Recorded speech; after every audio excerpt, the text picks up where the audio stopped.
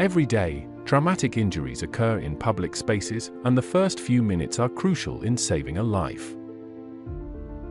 Do you work in a public space? And is your environment prepared to handle a massive bleeding? In public environments, having the right first aid equipment readily available can make a significant difference. When a serious incident occurs, quick access to life-saving tools is essential. Bleeding is one of the leading causes of trauma-related deaths, and it can happen anywhere, at school, at work, or in a busy shopping street.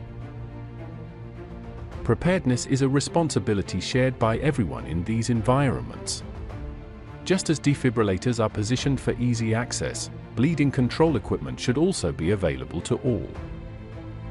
Implementing this simple yet critical measure enhances safety and ensures both the public and emergency services have the resources needed to act swiftly and effectively in emergencies.